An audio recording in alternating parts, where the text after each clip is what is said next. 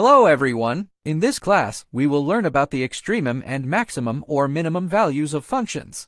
In previous studies, we learned to use derivatives to determine the monotonicity of functions. Generally, there is a relationship between the monotonicity of function fx and the polarity of its derivative function on a certain interval a to b, if the derivative of the function is greater than 0. So the function y is equal to fx monotonically increasing over the interval a to b. On a certain interval a to b, if its derivative is less than 0, then the function y is equal to fx and monotonically decreases on the interval a to b. We need to ask, if the derivative of a function is 0 at certain points, what are the properties of the function at these points?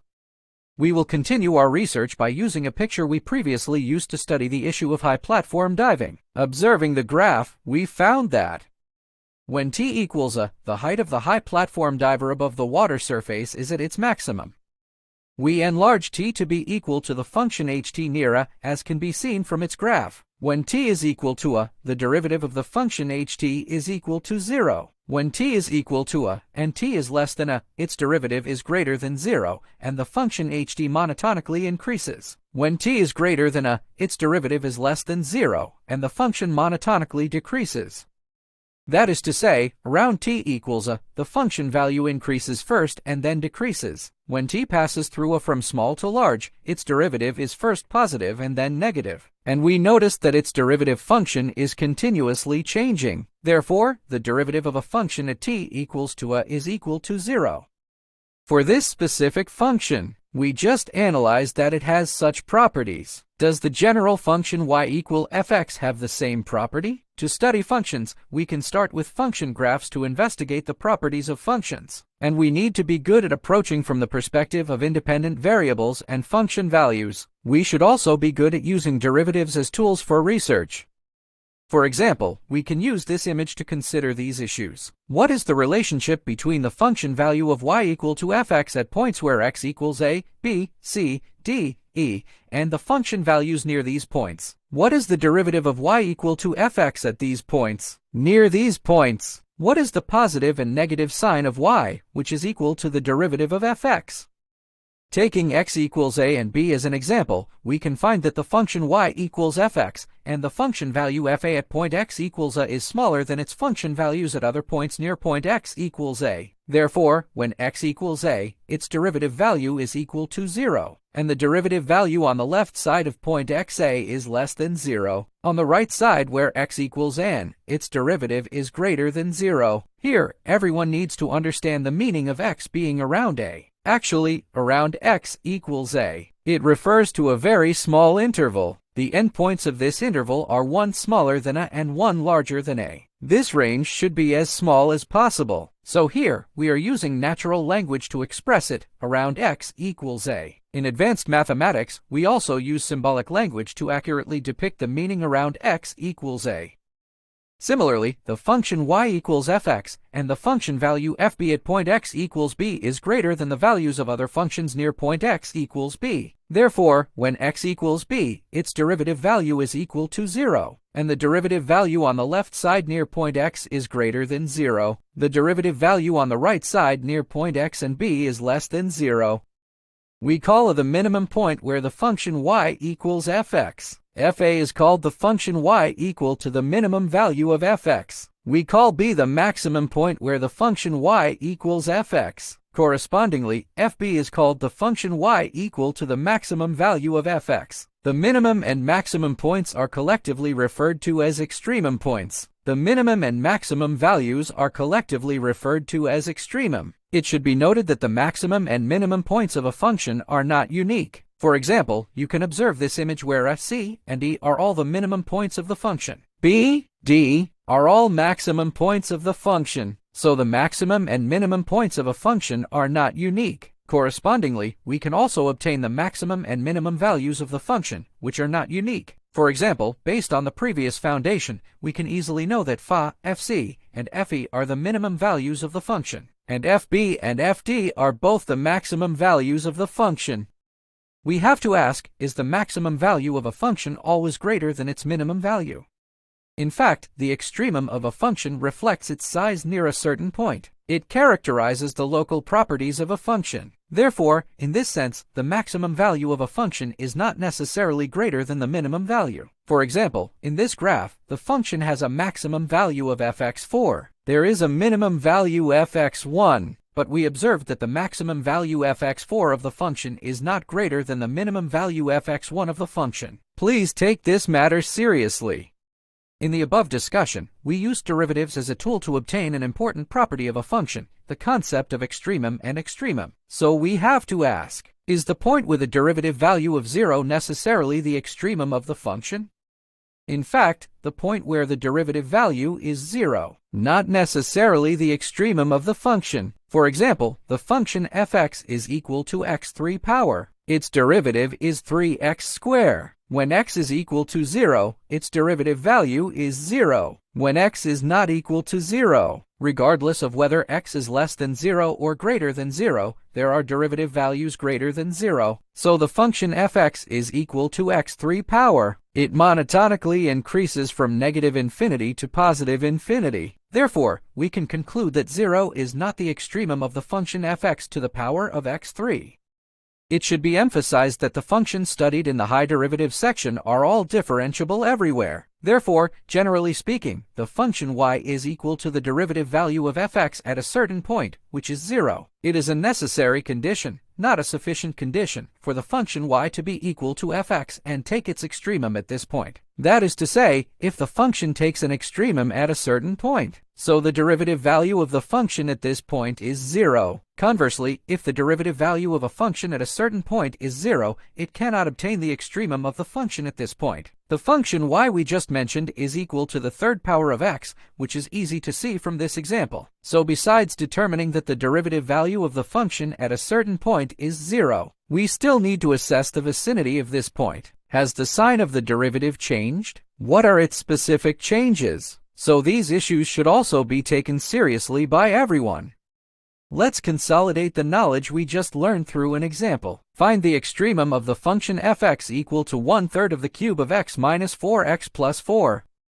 Let's first analyze this issue. Generally speaking, we can find the extremum of the function y and fx as follows. First, let's solve the equation. The derivative value is equal to 0. When x equals x0 and the derivative value is 0, we need to make further judgments. There are two situations as follows. In the first scenario, if it is on the left side near x0, the derivative value is greater than 0. The derivative value on the right side is less than 0. fx0 is the maximum value of the function. In the second scenario, if the left derivative near x0 is less than 0 and the right derivative is greater than 0. So fx0 is a minimum value. So let's take a closer look at the problem-solving process below. Firstly, we determine that the domain of the function is negative infinity to positive infinity, because fx is equal to 1/3 of the cube of x minus 4x plus 4, so its derivative is x squared minus 4. We factorize it and obtain the solution as x plus 2 multiplied by x minus 2. Furthermore, by making the derivative equal to 0, we can solve for x being negative 2 or x being equal to 2. So next, we need to make a judgment. When x changes, we use a table to represent the variation of its derivative and function values. The first row and column of this table show the 0 points of the derivative function, negative 2 and 2, as well as the interval divided by these two 0 points. They are the open intervals from negative infinity to negative 2, from negative to 2, and from 2 to positive infinity. In the second line, we list the positive and negative values of the derivative function at each interval and point. We easily know when x is negative 2 or equal to 2, its derivative value is 0. When x is in the two intervals of negative infinity to negative 2 and 2 to positive infinity, its derivative value is positive. And in the range of negative to 2, the derivative value is negative. The third row of this table listed the monotonicity of function fx and its extreme values. We found that the function monotonically increases between negative infinity and negative 2, as well as between 2 and positive infinity. When the interval is negative 2 to 2, it monotonically decreases. And when x is equal to negative 2, we can know from the properties of the function expressed in this table that fx has a maximum value, and the maximum value of negative 2 is equal to 28/3. When x is equal to 2, the function has a minimum value, and the minimum value f2 is equal to the negative 4/3. In fact, we can also draw the graph of the function f(x) equal to 1/3 of the cube of x minus 4x plus 4, as shown in the figure. So it monotonically increases from -infinity to -2. On -2 to 2, the function monotonically decreases, and monotonically increasing from 2 to +infinity. Next, let's summarize. Generally, we can find the extremum of the function y equal to f(x) by following these steps. The first step is to determine the domain of the function. The second step is to request the 0 point of the derivative function. Step 3, we use the 0 point of the derivative function to divide the domain of function f(x) into several intervals. The list gives the sign of the derivative function on each interval, thus obtaining the monotonicity of the function y equal to f(x) in the domain. Then find the extremum of the function. This is the 3 steps of using derivatives to find the extremum of a function. Further, let's discuss the extreme case of a function where f(x) is equal to the cube of x plus bx squared plus cx plus d, and a is greater than 0. Let's use the 3 steps of finding the extremum to think about it. Firstly, we determine that the domain of the function is -infinity to +infinity. Because the function f(x) is equal to the cube of x plus bx squared plus cx plus d, a is greater than 0, so its derivative is 3x squared plus 2bx plus c. Among them, a is greater than 0. We need to find the root of the equation where the derivative is equal to 0. Therefore, we need to calculate that delta is equal to 4b squared minus 12 times ac. Obviously, we need to discuss the sign of delta. The first scenario, when delta is greater than 0, we set the two derivatives equal to 0 as x1 and x2, where x1 is less than x2. When x changes, we can obtain the derivative function and its variation as shown in the following table. When the interval is from -infinity to x1 and from x2 to +infinity, the derivative value is positive. And in the interval from x to x2, the derivative value is negative. When x is equal to x1 or x is equal to x2, the derivative value is 0. So the functions monotonically increase in the interval from -infinity to x1, monotonically decreasing in the interval from x to x2, monotonically increasing from x2 to +infinity. Therefore, the maximum value of function f(x) can be obtained as f(x1). The minimum value is f(x2).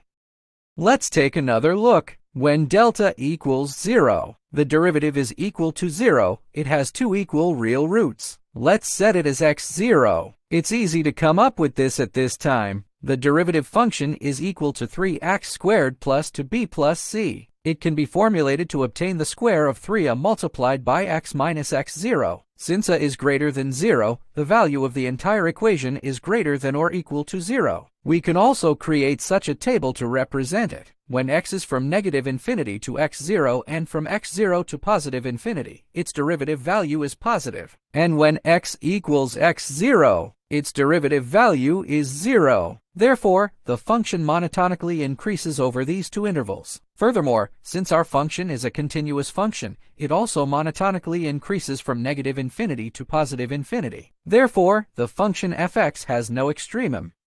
The third scenario, when delta is less than 0, the derivative value is equal to 0. It has no real root. So it means that a derivative value greater than 0 is always true. So the function f(x) monotonically increases from -infinity to +infinity in the interval. Therefore, the function f(x) also has no extremum. Now let's practice another question. The derivative of function f(x), its graph is shown in the figure. Try to find the extremum of the function and indicate which points are maximum values and which points are minimum values. So, we also use the 3 steps we just summarized for finding extremum to make judgments. We found that when x equals x2, the derivative value of the function is 0. Near x2, the derivative value changes from positive to negative. Therefore, x2 is the maximum point of the function. Similarly, we can conclude that x4 is the minimum point of the function. It is worth noting that when x equals x6, although its derivative value is 0, but around x6, the sign of decimals did not change. Therefore, its monotonicity has not changed. So x6 is not the extremum of the function.